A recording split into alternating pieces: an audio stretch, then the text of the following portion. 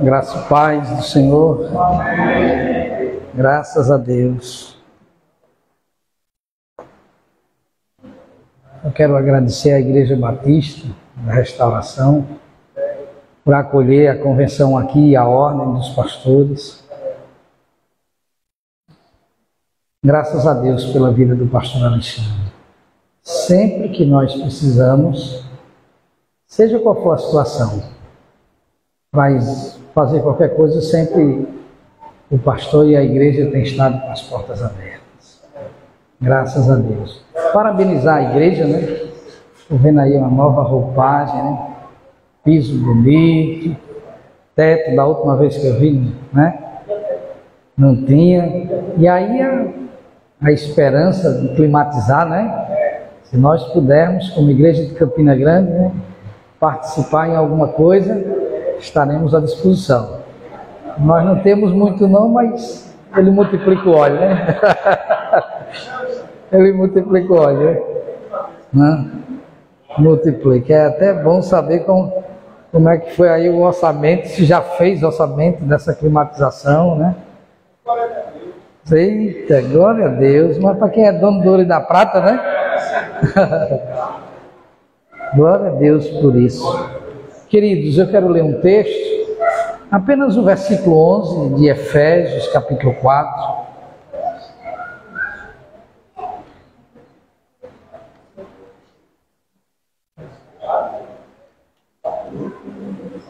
Efésios, capítulo 4.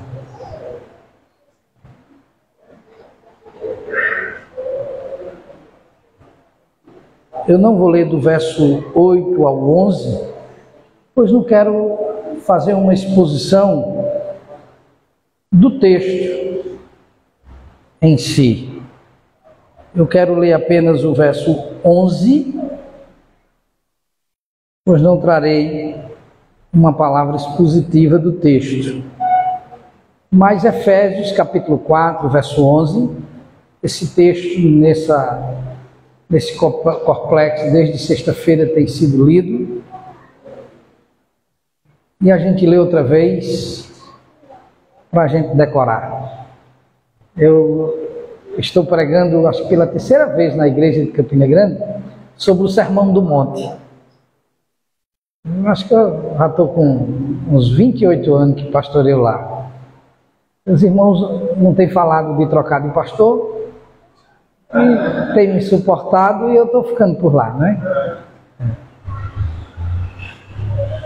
E no Sermão do Monte a gente sempre pregávamos só sobre uma bem-aventurança. Cada quinta-feira, né, pregávamos sobre uma bem-aventurança, mas líamos todo o texto na esperança do texto ser decorado.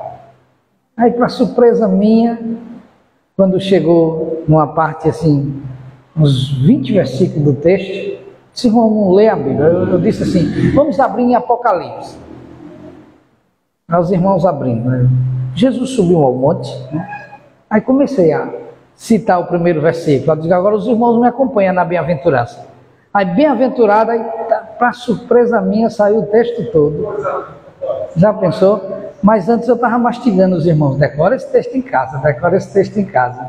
Vai que arrebate-se as Bíblias e a gente fica com ela no coração e na mente. Verso 11. Assim, ele designou alguns para apóstolos, outros para profetas, para evangelistas, outros. Assim ele designou alguns para apóstolos, outros para profetas, outros para evangelistas, outros para pastores e mestres. O tema que nos foi proposto, está aqui o tema? Ah, não, né? Estava aqui o texto. É o líder, a sua vocação e a sua dependência de Deus. O líder, a sua vocação e a sua dependência de Deus. A gente leu aí no verso 11, e o verso 11 ele começa definindo para nós a vontade soberana de Deus. Ele expressa a vontade soberana de Deus, né? quando ele diz assim que foi ele, e ele aí está com letra maiúscula, a gente já entende que o ele está falando do Senhor, foi ele quem designou cada um no seu ministério, cada um com as suas especificações. Então ele foi quem designou, não foi o homem por si próprio. Ou seja, o Senhor, ele desperta no coração do homem, ele faz isso na vida de cada um daquele que ele vocaciona.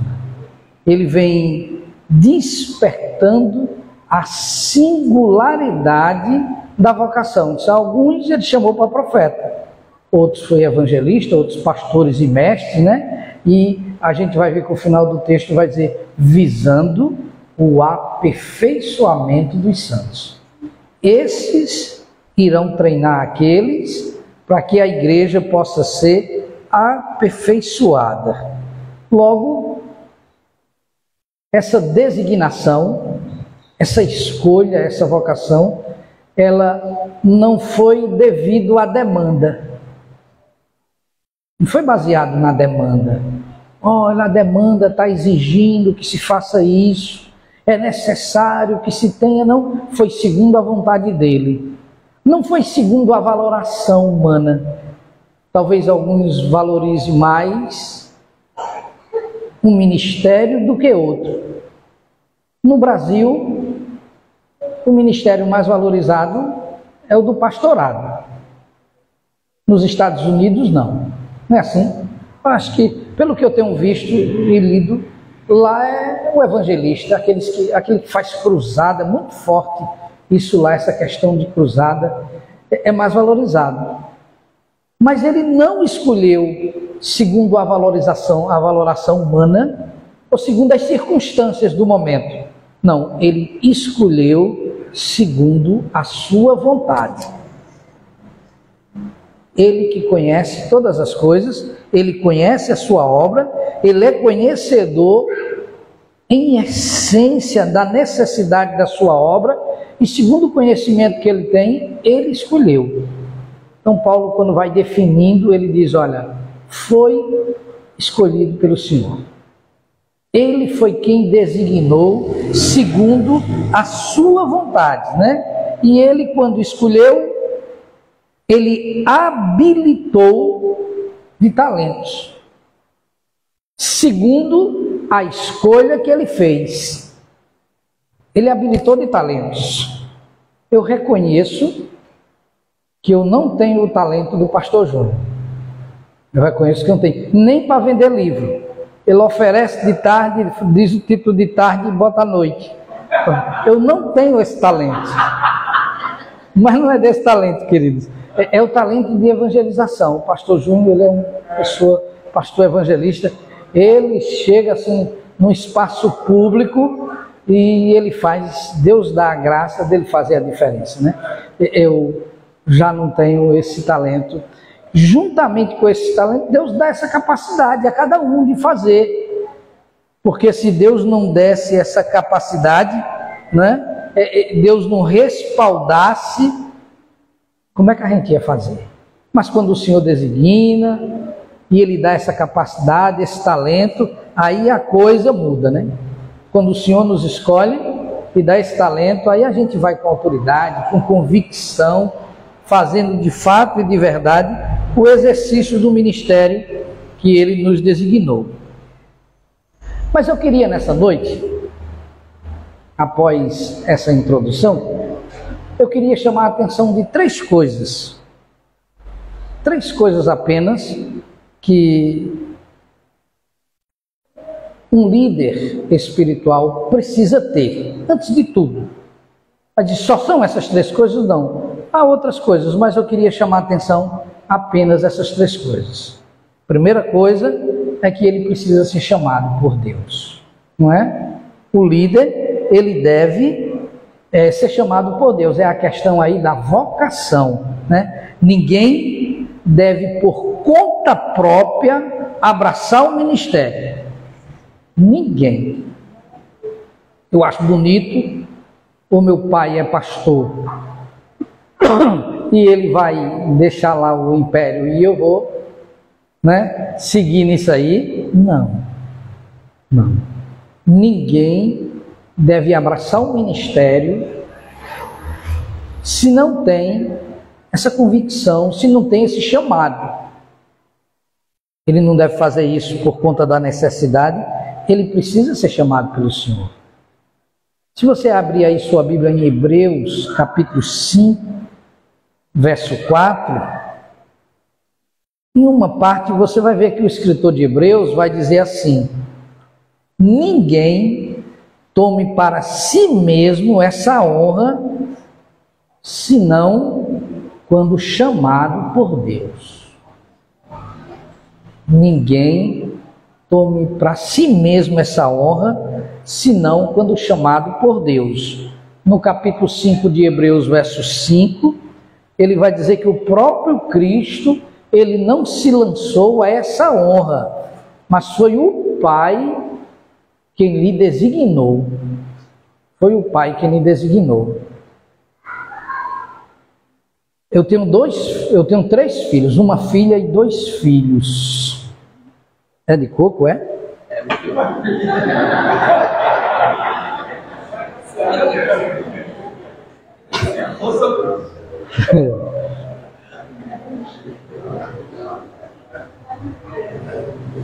Voltando. 2 filhos, né? E uma filha. Os 2 filhos, eu confesso aos irmãos que eu tenho muita esperança que eles se habilitassem para o ministério, que o Senhor chamasse ele, né? Houve até um tempo que o Caio até falou de coisas assim, né? Se eu queria, tal, falou de ir aí para uma junta de missões, você pode escolher aí até para o Mackenzie que eu envio, né? Só precisa você ter convicção da coisa, né? Do Mackenzie para Ibiara, para o sertão, né? Quando terminar lá, ele tem que ter essa convicção também, né? Mas eu não imponho, porque eu acredito que uma pessoa que não foi vocacionada pelo Senhor e assumiu o ministério, ele vai ser uma pessoa extremamente infeliz. Extremamente infeliz. Como também eu acredito que uma pessoa em que o Senhor vocacionou e ele resistiu, se embaraçou tanto que não foi, ele também vai ser uma pessoa muito infeliz, né? A gente viu o testemunho lá do obreiro lá de Olho d'Água, né? Do irmão lá, como é o nome dele? Douglas. Que ele resistiu tanto. Aí agora a gente conversa com ele e ele diz assim: olha, eu estou vivendo o período mais feliz da minha vida. Douglas tem quantos anos? 34, 35. Está vendo como ele já está bem? Né? Mas ele disse que passou muito tempo resistindo. Há uma grande diferença, irmãos, entre ser vocacionado e profissão. Vocação e profissão. A gente sabe disso, né? Há uma grande diferença, a gente não pode misturar essas coisas. Há uma grande diferença. Se eu tentasse assim explicar essa diferença, eu diria mais ou menos assim: você pensa em uma enfermeira, ela é uma profissional da área de saúde, e ela vai lá para o hospital e dá suas 8 horas de trabalho. E lá ela trabalha na área de pediatria, e lá durante 8 horas ela está tomando conta da criança. Quando termina, ela vai para casa. E em casa ela tem outros afazeres para fazer. Talvez ela vá se entreter, assistir televisão, passear, fazer qualquer outra coisa. Ela só vai pensar nessa criança quando voltar para o trabalho. Ela não precisa ir com essa criança para onde ela vai. É só naquele momento do trabalho dela. Mas a mãe dessa criança não tem hora vaga, tem? A mãe dessa criança que está lá, ela está lá todo o tempo. E não tem quem faça ela se distrair. Olha, deixa o menino aí, vamos dar um passeio no shopping. Que conversa é essa? Eu tenho um clima para isso? Não tem condição. Percebe a diferença?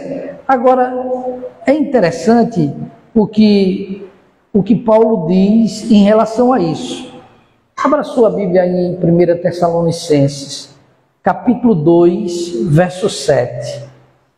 1 Tessalonicenses, capítulo 2,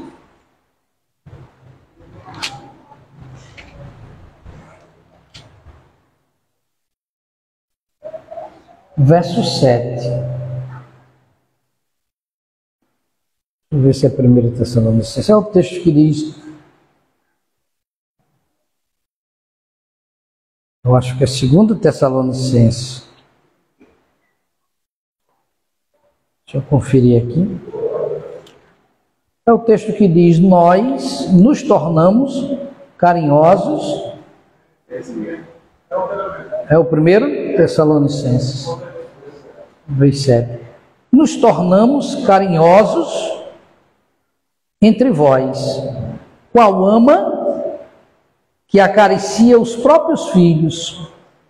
Assim, querendo-vos muito, estávamos prontos a oferecer-vos não somente o Evangelho de Deus, mas igualmente a própria vida. Por isso que vos tornamos muito mais amados de vós. Foi esse o texto mesmo? Deu certo aí a referência? Então, olha a expressão que Paulo usa. Nós nos tornamos carinhosos entre vós. 1 Tessalonicenses 2:7 e 8, né? Qual ama que acaricia os seus próprios filhos, assim querendo-vos muito, estávamos prontos a oferecer-vos não somente o Evangelho de Deus, mas igualmente a própria vida. Por isso que vos tornastes muito amados de vós. Percebe a diferença? Você vê como uma mãe que acaricia os seus filhos. Assim são vocês para nós. Olha a diferença da vocação. Olha a forma em que Paulo encarava as suas ovelhas. Olha a forma que ele fazia. Dá para a gente perceber que ele não encarava como uma profissão, mas como uma vocação a qual o Senhor designou. Há uns 5 anos atrás, em Recife, nós conversávamos com o pastor presidente das igrejas presbiterianas. Ele estava na época, ele estava lecionando no seminário, e a gente estava conversando com ele sobre vocação e tal. Ele já tem uns 20 anos de ministério, uma pessoa muito legal, um homem muito quebrantado, mas eu fiquei surpreso com o que ele disse para mim. Ele disse: sabe qual é o meu sonho? Ele tinha acabado de fazer doutorados em letras na universidade. Ele disse: o meu sonho é passar num concurso na universidade, para ensinar na universidade. Isso é o meu sonho. Se acontecesse isso comigo, eu deixava o ministério. Será mesmo, pastor? Sério. Eu não ia deixar Jesus. Isso ainda bem, né? Aí tá demais. Eu não ia deixar, não é isso. Eu ia auxiliar um pastor, eu ia fazer assim, mas eu queria isso. Passar, e ele estava testando alguns concursos para isso, né? Percebe a diferença? No auge da coisa, se olha, o meu sonho não é esse. O meu sonho era chegar a ser professor da universidade, porque ganha bem, tem estabilidade, e ministério é um problema. Eu não queria isso para mim, não quero isso para mim mais. Já pensou? Então, uma pessoa vocacionada, ela sabe que o ministério é um casamento, em que o Senhor chamou e que ele não consegue largar. Não consegue largar. O sentimento, a dor, o apreço, o amor, o zelo que ele tem com as pessoas é algo diferenciado que Deus põe no seu coração. É diferente dos demais. É diferente a preocupação com o próximo, com a ovelha, é diferente, é completamente diferente de uma questão profissional, né? É maravilhoso ser chamado pelo Senhor para esse ministério. É maravilhoso. A Bíblia diz que é sobremodo excelente o episcopado. Quem almeja o episcopado, excelente obra almeja. Quem almeja o episcopado. Mas só deve abraçar isso caso haja vocação. Nunca pela questão de salário. Nunca pela questão de salário. O vocacionado deve ter no coração uma verdade. Quem lhe paga é Deus. Quem lhe paga é Deus. E eu costumo dizer que o meu patrão, ele paga mais do que eu trabalho e melhor do que eu mereço. O meu patrão faz assim comigo, né? E eu sei que tem feito com todos aqui que têm vivido da obra, né? Eu podia apresentar alguns, mas não vou deixar de apresentar o pastor Júnior, né? O pastor Júnior lá em Diamante, alguns de vocês aqui conhecem a cidade de Diamante, né? A cidade de Diamante, ela é muito apagadinha, irmãos. Ela é muito apagadinha. Se você for amanhã para a cidade de Diamante e depois passar 20 anos e ir lá de novo, ela está do mesmo jeito. Um ano você vir num lugar aqui em João Pessoa, quando você volta, você já não conhece. A cidade bomba, sim. Até as casas é com a mesma pintura. É um negócio, Diamante é sério, irmãos. Quem conhece sabe que é sério. Aí o pastor Júnior assume a obra lá. Quem antecedeu o pastor Júnior passou 14 anos e a igreja nunca conseguiu mantê-lo. Ele era a congregação nossa, de Campina Grande, e nunca a igreja conseguiu mantê-lo. Eu nem vou dizer o nome dele, digo nada. Digo nada, vocês não sabem quem é. Nunca conseguiu. Pastor Júnior foi para lá. Acho que com um pouco mais de um ano a igreja começou a mantê-lo, né? Aí a gente depois desafiou lá a congregação para aumentar o salário, depois fomos de novo aumentar o salário. Hoje o prefeito quer comprar a casa do pastor e ele não vende. Você já pensou? Um poço lá que na casa, né? Qual é a casa que tem lá, né? O homem tem. Não, não digo nada. Aí já passa da pregação, né? Eu dizer o... Não, digo não. Só vou até aí.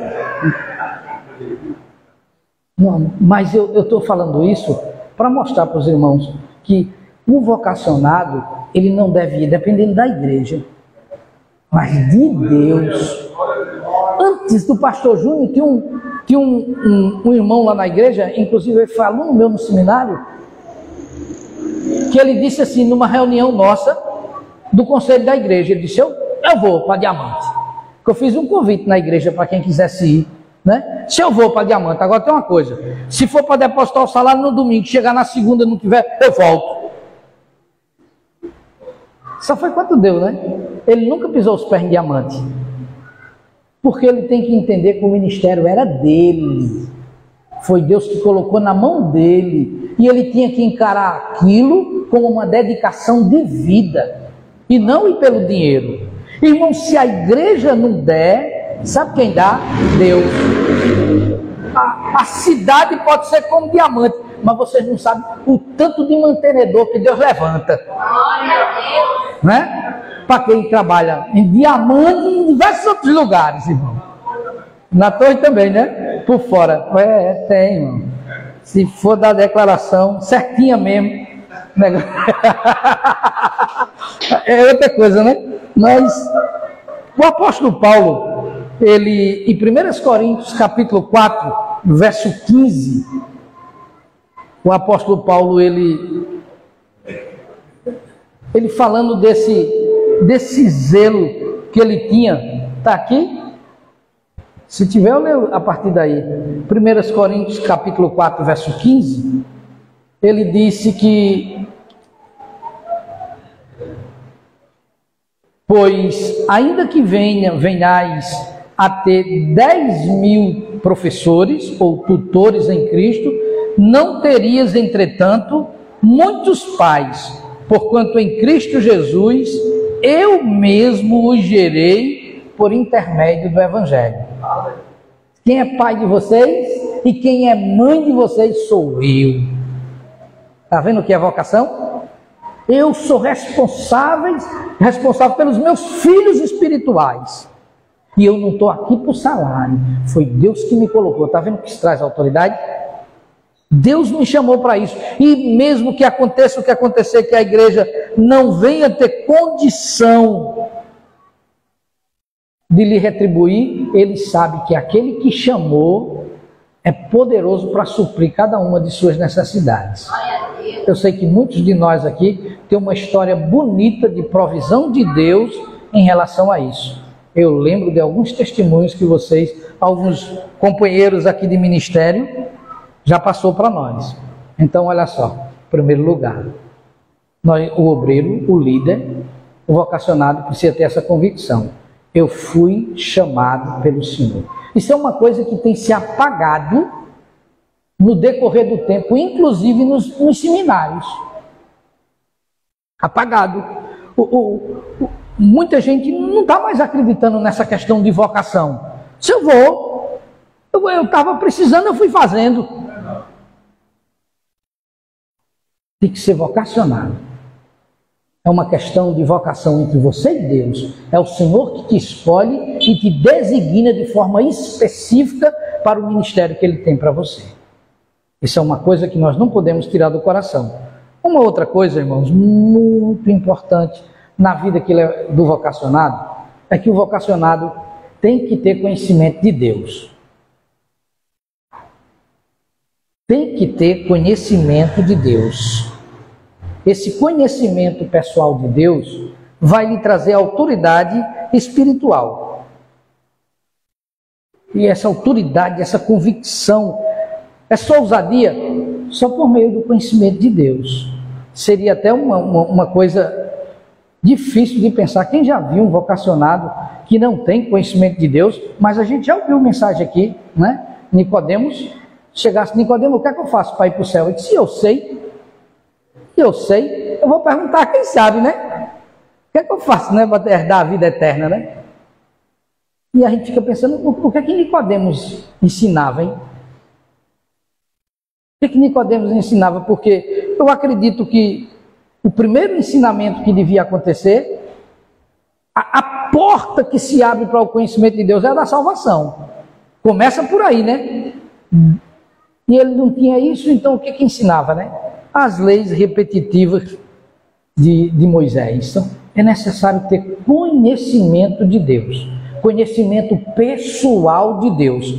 Olha o que Paulo diz em Filipenses capítulo 3, versos do 8 ao 10.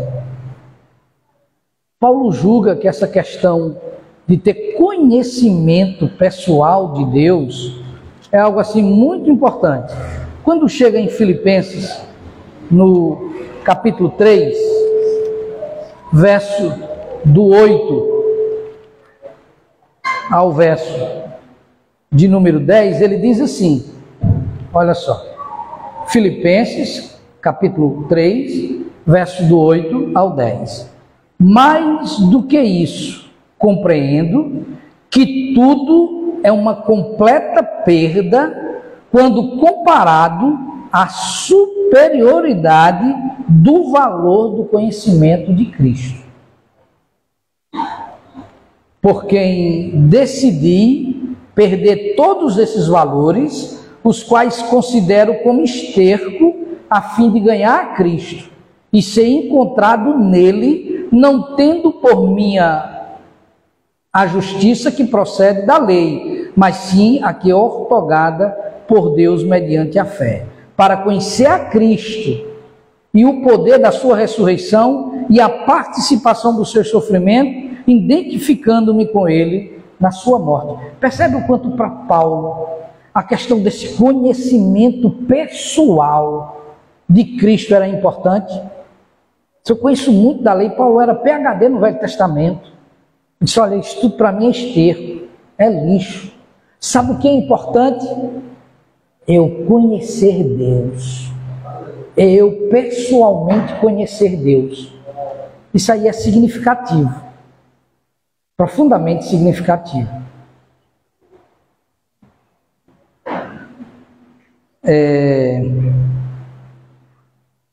Anteriormente, a cidade de Cabaceira já foi considerada uma das cidades, a cidade mais seca do Brasil, a cidade de Cabaceira. Se você pegasse Abraão e botasse em Cabaceiras, sabe o que Abraão ia plantar? Flores. Ia dar certo. Né? Ele chegava lá, ia plantar flores e ia prosperar. Ele andava pelos lugares, as terras de Abimeleque e próximo, tudo seco, o povo sofrendo com água, ele cavava, o que acontecia? Poço de água viva, irmão, perene. Aí os camaradas com raiva entulhavam o poço, ele ia mais adiante, cavava, água de novo, e confusão de novo, ele foi, cavou, e dava, irmão. Se eu botasse ele em Cabaceira, ele ia cavar. Ia dar água e ele ia irrigar todo canto. Mas por quê? Qual é a diferença aí? Ele era um homem sortudo. Eu acho que a diferença era o conhecimento que ele tinha de Deus. O conhecimento de Deus. O conhecimento, o relacionamento dele pessoal com Deus é que faria com que as coisas elas caminhassem de forma tão profunda. Em 2 Timóteo, capítulo 2, verso 1, Paulo falando desse conhecimento, 2 Timóteo, capítulo 2, verso 1, Paulo falando desse conhecimento, ele diz que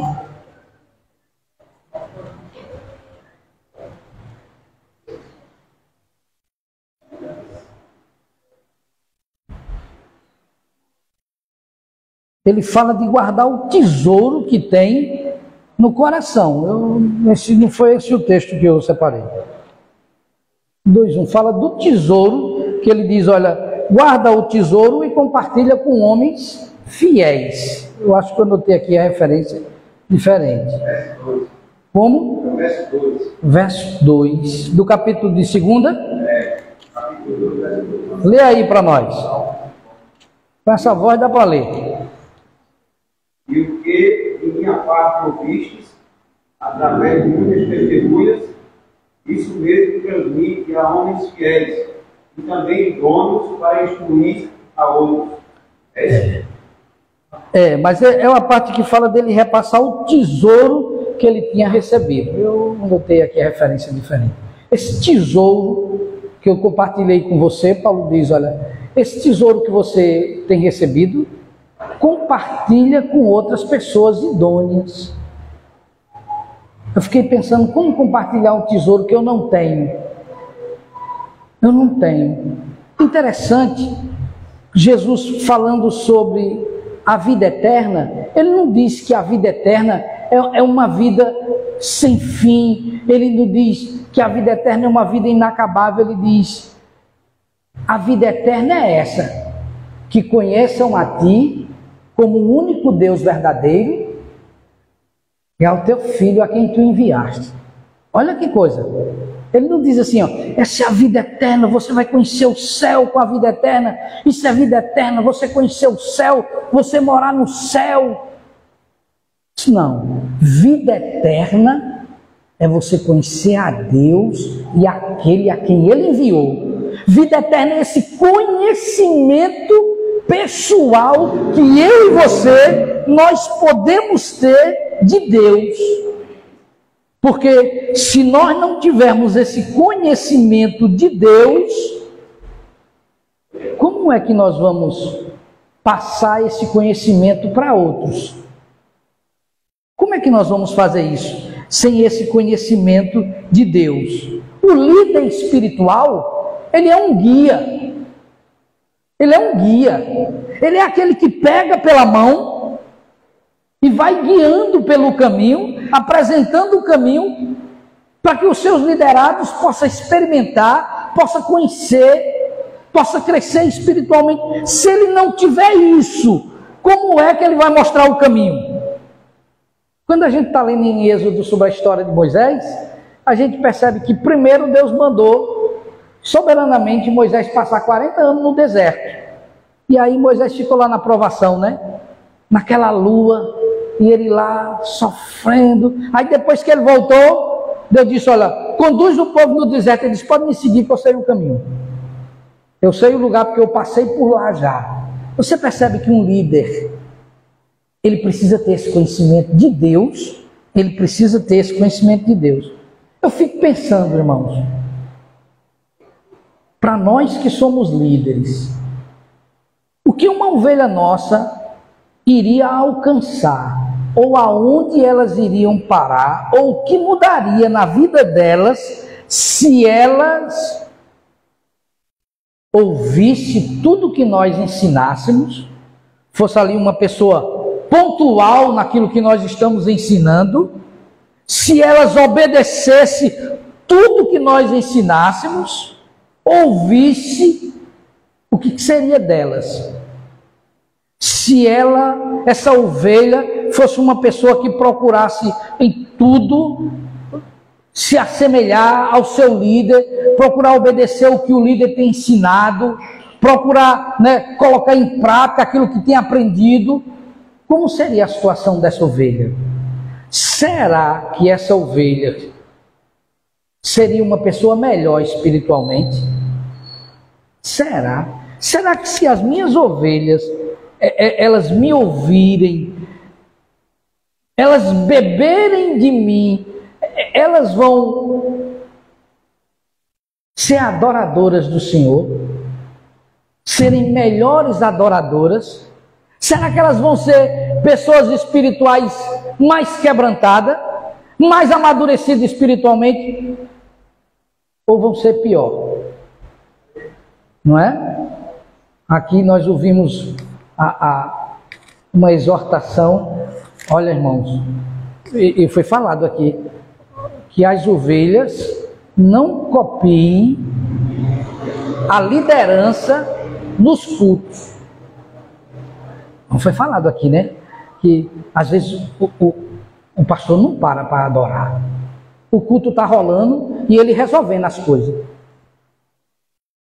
Aí termina o culto e a minha oferta de adoração a Deus eu dei? Dei não. Eu não dei a minha oferta de adoração. Eu vim presentear o meu Deus com o meu culto, mas eu saí resolvendo as coisas, sem falar em outras coisas, né? Que vão mexer. Eu não dei o meu culto. Aí eu voltei para casa, como é que foi o culto? Foi uma bênção? Você não presenteou a Deus com a sua adoração. Eu digo isso, que isso é mais comum, né? Às vezes acontece na liderança. Eu costumo dizer aos irmãos, vamos deixar para a gente resolver depois do culto? Eu me preocupo com aqueles que participam do louvor, com aqueles que estão assessorando no som para ficar bom, porque imagina, se todo culto o mesmo irmão tiver que prestar esse serviço sempre, eu falo, nunca paro para adorar. Eu sempre tenho que dar. Não é sério isso, né?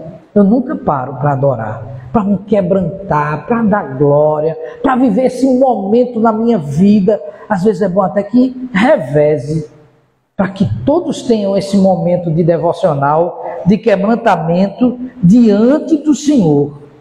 Será que se uma pessoa copiar meu estilo de vida espiritual, essa pessoa que está começando, ela vai conseguir amar mais Deus? Ela vai conseguir ser uma pessoa mais desprendida? Será que ela vai ser uma pessoa que ame a oração ou não? Se ela copiar, lembre que o líder é aquele que pega pela mão e vai. Imagine, eu vou ser sua ovelha, seu liderado, tudo que você foi ensinando, eu fui colocando e terminou. Se eu for como você, eu sou uma derrota espiritual. Falta de dedicação, falta de desprendimento. É muito materialismo, é muita carnalidade. Isso não é feio? Feio demais. Às vezes eu fico pensando, meu Deus, se o povo me seguir, onde é que esse povo vai parar? Será que eu estou inspirando eles a amar mais o Senhor? a viver mais encantado com a glória do Pai, a ser mais quebrantado de coração, mais desprovido de bênção. Pensa num negócio que me choca, né? Vamos fazer uma campanha. Eu até disse ali, ó, pensa numa coisa sem futuro, é pastor fazer campanha. Pastor, tesoureiro, igreja. Porque o povo tira de um canto para botar no outro. Vocês já entenderam, não foi? Adianta trocar 6 por meia dúzia, e às vezes troca 4 por 6, ou 6 por 4, ainda vem faltando. Deixa o povo, né, naquilo que tem. Mas isso é cada um no seu, né?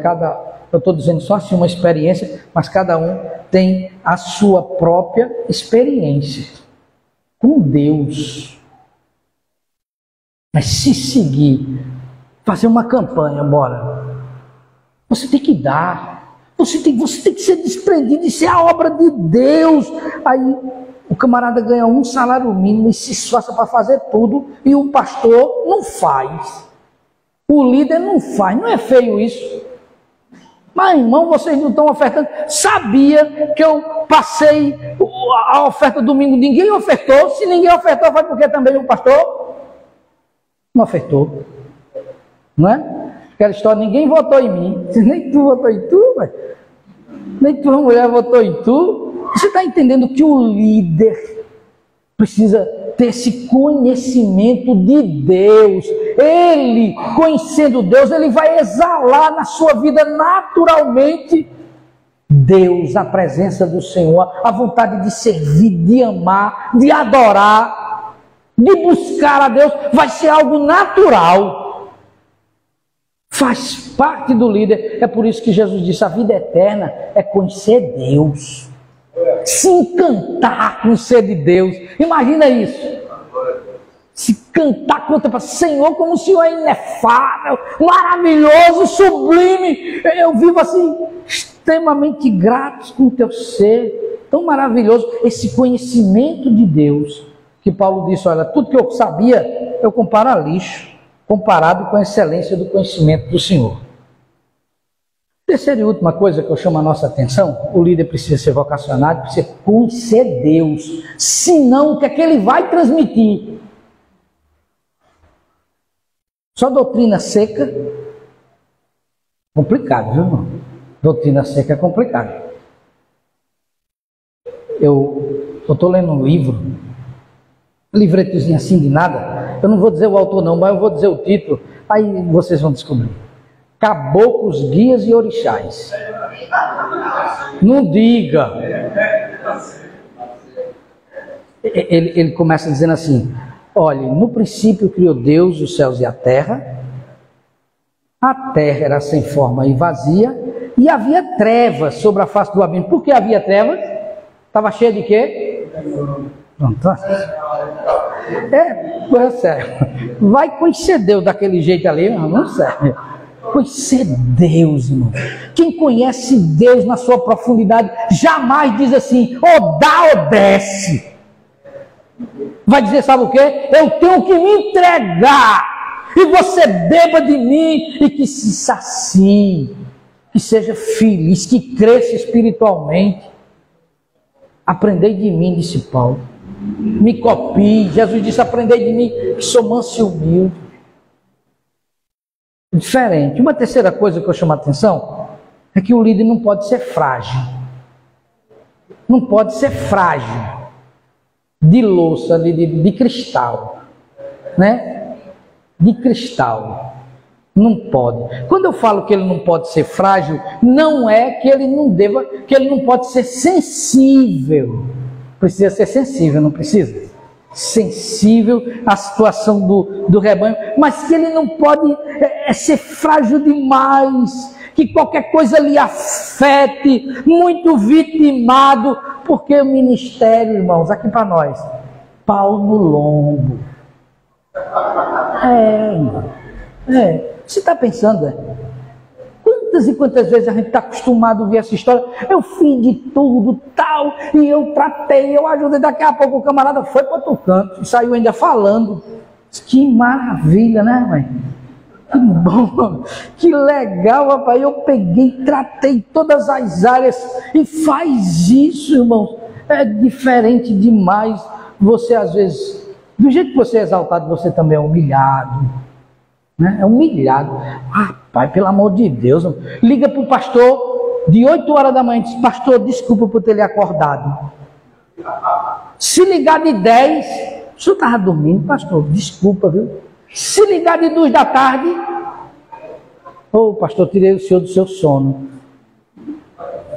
Eu sei, pastor, 9 horas da noite, eu sei que o senhor estava dormindo, mas tá, eu vivo de dormir. Não sei o que eles estão pensando de mim, não. O que eles estão pensando de mim, hein? Tomando remédio para dormir. Você escuta isso. Poxa vida, eu estou com um conceito lá em cima nesse povo. Alguém já ligou para vocês, pastor, e disseram, não, pastor, desculpa, eu tirei o senhor do seu momento de oração. Já disseram isso? Tirei o senhor do seu momento de oração. Ô pastor, eu estou levando aí um bolo aí para sua casa, mesmo sabendo que hoje é o seu dia de jejum. Pai, que diz. É diferente, é complicado. Então o líder, ele não pode ser frágil. Oh meu Deus, qualquer coisa eu estou profundamente ferido.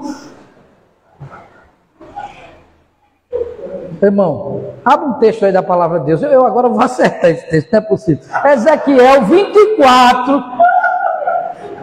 Ezequiel capítulo 24, verso 16. Ezequiel 24, 16. Essa eu vou ter que ir, não é possível. Parece que André preparou o sermão e me deu. Eu vou.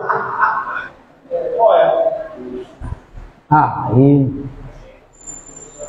É esse mesmo. Está aqui, irmão, na transparência. Essa palavra foi de Deus para o profeta Ezequiel. Olha que palavra, irmão, carinhosa. Deus é tremendo.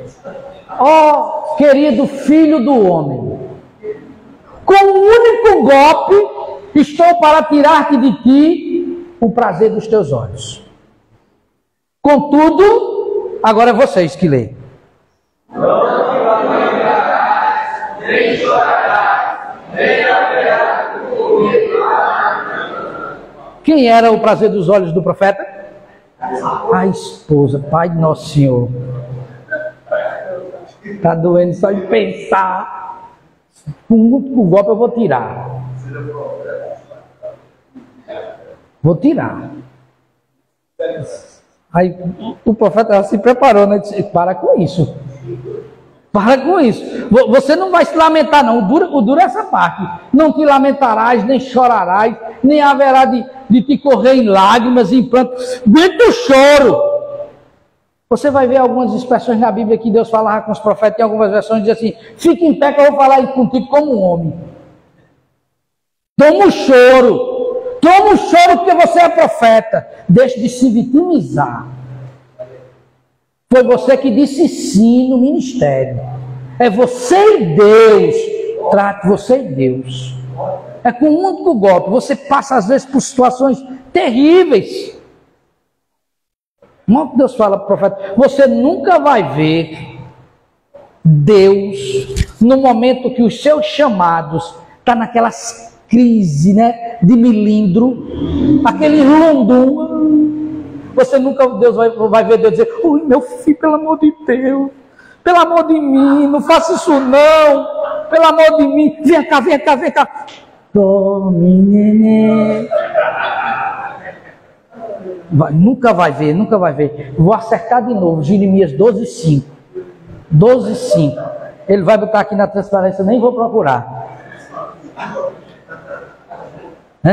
Está aqui? Aqui na projeção. Pronto. Transparência era antigamente. Isso.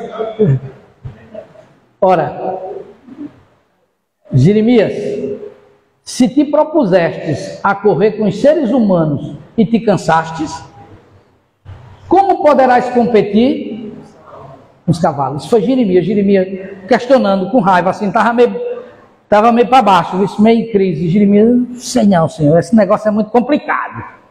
Esse negócio de ministério aí, Senhor, sinceramente, tem coisa que o Senhor faz que a gente não entende. Chega a dar uma dor, não sei não, viu?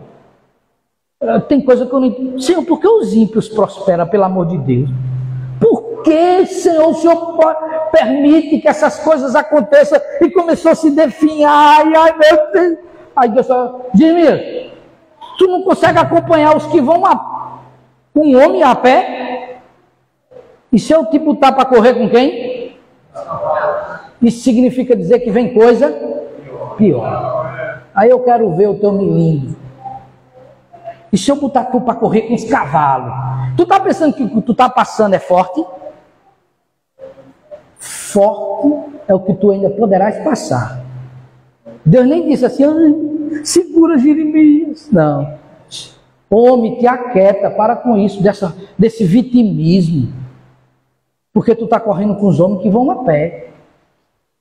Se eu te disser coisas aí, Deus vai dizer, viu, irmãos? Deus vai dizer coisas que Jeremias disse: Senhor, só dependendo do Senhor é que eu vou suportar. Jeremias estava: Senhor, mas pelo menos deixa escapar a minha família. Aí Deus disse assim: Jeremias, só dizer que a tua família é quem mais está procurando tua morte e armando laços de morte para ti. Ela desmoronou o meu mundo. Dependa de Deus, porque se você não depender, você não sustenta a onda, irmãos. É muito forte, né? Viu que Deus trabalhou como Deus trabalhou com Jonas? Jonas vai pregar lá em Nínive. Vou nada? Vou não. Não é assim também não. Manda assim para qualquer lugar e vai. Eu odeio aquele povo. Não tem quem faça eu botar os pés naquela cidade. A gente já sabe o restante da história, né? Aí passou um tempo, Deus deu só um trato. Ele disse: Senhor, estou doido para ir pregar em Nínive. Me manda. No ventre de um grande peixe, né? Aí ele: me manda, Senhor, me manda. Eu amo Nínive para pregar em Nínive. Deus sabe como tratar com a gente, irmão. Não tem milindro não, né? Por isso que o vocacionado, irmãos, ele não pode ser essa pessoa frágil. É uma murmuração, é um vitimismo. Não pode ser assim não. Paulo disse: em nada tenho a minha vida por preciosa, contanto que eu cumpra com alegria a minha carreira e o ministério que eu recebi do Senhor Jesus para dar testemunho do Evangelho da graça de Deus. Essa é a forma que eu tenho que encarar. Em nada eu tenho a minha vida por preciosa para mim mesmo, né? Não tenho isso aí. Se tem um profeta que podia se vitimizar, era João Batista. Já viu a história de João Batista? Acho que João Batista tinha condição, humanamente falando, né? Que João Batista, quando ele nasceu, os seus pais eram velhinhos. Velhinhos. Eu nem vou dizer aqui com alguns que estão aqui. Velhinhos. Você vai ler a história de João, vê que foi um milagre, não é? João Batista, o pai de João Batista, Zacarias, né? E a esposa, ela já era entrada em idade. Deus, quando deu um filho a ele, resgatou o testemunho deles, porque eles eram muito tementes a Deus. Então, eu não sei, assim, precisar quantos anos, mas foi sensacional o nascimento de João Batista. Foi parecido com o de Sara. Chamou a atenção de todo mundo ali o nascimento de João Batista, porque eles já eram velhos. E se eu botar aí 70 anos, 65, e se eu pensar com João Batista com 12 anos, quantos anos vai estar os pais dele? Quem vai cuidar de quem? Quem vai cuidar de quem? Mas João Batista foi tirado dos pais dele, então os pais dele foi tirado cedo, ou os pais de João Batista, viu João Batista chegar a 30 anos, 25 anos, 20 anos, viu? Não, foi tirado cedo. Alguns historiadores falam assim que em cerca de, no máximo 12 anos, os pais de João Batista foram tirados. E aí João Batista vai viver sozinho, sem pai. Imagina, sem pai, sem mãe, ser criado na casa dos familiares. Não é uma bênção?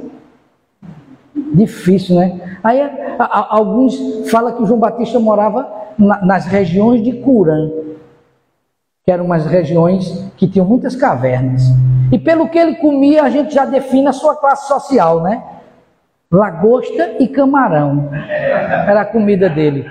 Já define a classe social dele, porque quem comia gafanhoto e mel silvestre eram os pobres da época. Então era um homem sofredor que foi criado sem os pais, irmãos. Sofrendo mesmo, passando quando criança na mão de um e de outro. Mas Deus o chamou desde o ventre. E quando ele pregava, multidões ia ouvir Jeremias, ele ia para o deserto. Nem climatizava o deserto, já pensou? No deserto o povo estava atrás dele. Para ouvir. Multidões, o povo teve... Muitas das pessoas da época pensavam que ele era até o próprio Messias. Então não dá para ser cheio de vitimismo, né? Ser um líder assim, frágil demais, e tocou, vai quebrar, qualquer coisa, eu não aguento mais, eu vou morrer. Não dá para ser assim não, irmãos. Ainda sobre essa questão de fragilidade, há duas falas que me chamam muita atenção, que foram direcionadas a Josué. Josué, sucessor de Moisés, suceder Moisés era peso, viu? É peso, viu? Josué, sucessor de Moisés. Nesse período de transição, nesse período que Josué está para receber o cajado, ele recebe dois conselhos. Dois conselhos. Um de Deus e o outro de Moisés. Em Josué capítulo 1, do verso 1 ao 6, o conselho que vai dizer lá, né, de Deus, a palavra que Deus diz para Josué: seja forte e corajoso. Seja forte e corajoso. Pare com esse negócio de ser fraco, viu? Porque fraco não conduz. Fraco não inspira. Fraco não leva. Fraco vai ser manipulado pelo inimigo. Então Deus fala lá no capítulo 1, seja forte e corajoso. Aí depois, Moisés diz: Josué, depois é a fala de Moisés, está lá em Deuteronômio capítulo 31, diz: Josué, eu quero falar contigo. Eu tenho um negócio muito importante para te dizer. Muito importante. Extremamente importante para você, Josué, que vai abraçar o ministério. Eu tenho algo muito importante para você. Eu acho que Josué ficou assim naquele clima, né, bem cerimonial. Diga, meu mestre, seja forte e corajoso. Os dois conselhos, tanto de Deus como de Moisés para Josué, foram os mesmos. Seja forte e corajoso. Vê se é aí, já que estão procurando 31:7 de Deuteronômio. 31:7 de Deuteronômio. Então não dá para ser assim, muito de vidro não, irmãos, porque no mundo tereis aflições. Faz parte, o líder precisa ser vocacionado, precisa conhecer Deus, e aí tá, né? Em seguida, Moisés convocou Josué e ordenou-lhe. O que foi que Moisés disse para Josué? Pode olhar que o contexto mostra que é um contexto de despedida, que Moisés está aconselhando ele para ele encarar o ministério. Só vou te dizer uma deixa, eu só vou dizer um conselho para ti. Ó. Revela a palavra mágica, seja forte e corajoso. Seja forte. Não dá para você ser frágil não, melindroso não.